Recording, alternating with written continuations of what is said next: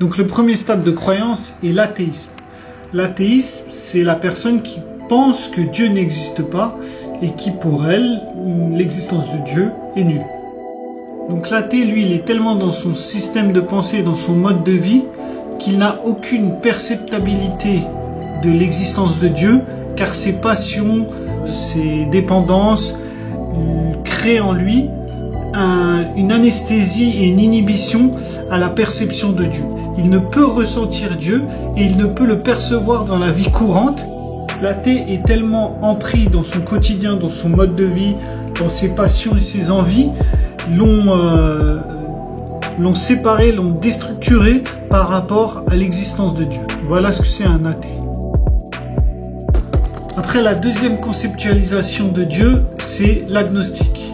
Donc, il y a deux types d'agnosticisme. Le premier agnostique est une personne qui se dit qu'il ne peut arriver à savoir si Dieu existe, sachant qu'il ne peut y arriver se disant cela. Il préfère être vrai avec lui-même et dire voilà, j'ai une position philosophique qui fait que je ne sais pas si Dieu existe ou pas. Je suis agnostique, je ne peux déterminer s'il n'existe ou s'il n'existe pas, je reste agnostique.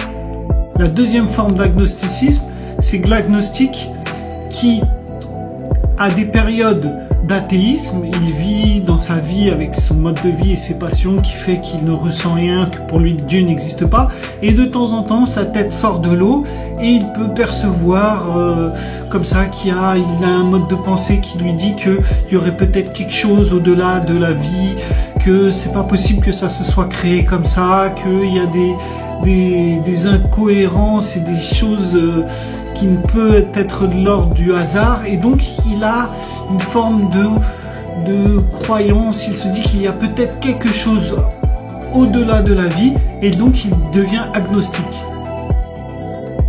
La troisième conception de l'existence de Dieu est la croyance. Le croyant est celui qui, comme son nom l'indique, croit que Dieu existe, donc il le pense, il le rationalise, c'est par sa pensée et ses conceptions qu'il définit l'existence de Dieu. C'est par exemple les scientifiques qui rationalisent et qui pensent qu'il ne peut pas y avoir de hasard et donc que Dieu existe. Donc c'est une manière de voir Dieu par la raison et par ses perceptions. Les choses sont tellement improbables, que Dieu existe. Voilà un croyant, c'est un mode de réflexion, de pensée sur l'existence de Dieu. Après, le quatrième stade est le spirituel. Le spirituel est celui qui a eu une démarche envers Dieu, qui a essayé de comprendre, de savoir si Dieu existait, et donc il a été en sincérité et en vérité vers Dieu pour savoir s'il existait ou pas. Et donc dans cette démarche, Dieu l'a peut-être privilégié, il lui a permis de ressentir son existence, ce qui fait de lui un spirituel. Il passe donc d'un stade de théorie à pratique, il passe donc d'un stade par exemple de croyant ou d'athée à un stade spirituel. Il est sûr pour lui que Dieu existe car il a ressenti en lui-même, au plus profond de lui, l'existence de Dieu. Il en a fait l'expérience. Donc les questions posées sont été, alors est-ce qu'on peut être croyant, est-ce que quand on a été élevé dans une religion ou dans une croyance, est-ce qu'on est nécessairement croyant? Non. Ce qui définit notre stade de relation à Dieu et notre stade de conceptualisation de Dieu, c'est ce qu'il y a au plus profond de nous-mêmes. Ce n'est pas ce que l'on dit, à qui on appartient, est-ce qu'on fait partie d'une religion ou pas. On peut très bien faire partie d'une religion et être agnostique et ne pas savoir au fond de nous-mêmes est-ce que réellement Dieu existe ou pas, même si on fait la démarche et même si on fait la pratique. La conceptualisation, c'est ce qu'il y a au plus profond de nous-mêmes. On peut être athée et religieux. Par exemple, on peut vous isoler pendant 2 mois pour essayer de comprendre votre système de valeurs, vos systèmes de conceptualisation du monde et comprendre que vous êtes athée, bien que vous vous définissez vous comme croyant.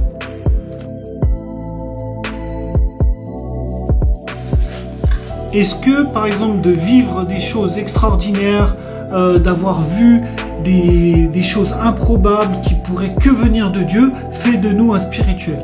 Alors pas du tout, c'est-à-dire que c'est uniquement encore par notre perception et notre manière de voir et notre rationalisation qu'on croit que Dieu existe. Mais c'est uniquement une croyance. On n'en a pas été touché, on n'a pas ressenti sa présence,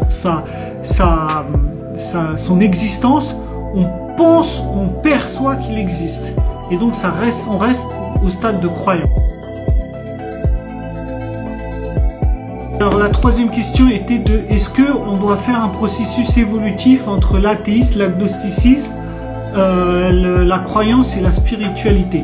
Alors pas du tout. La spiritualité, c'est une démarche. Ça veut dire on peut être athée et devenir spirituel parce qu'on a été touché par la présence de Dieu, comme on a fait une démarche envers lui.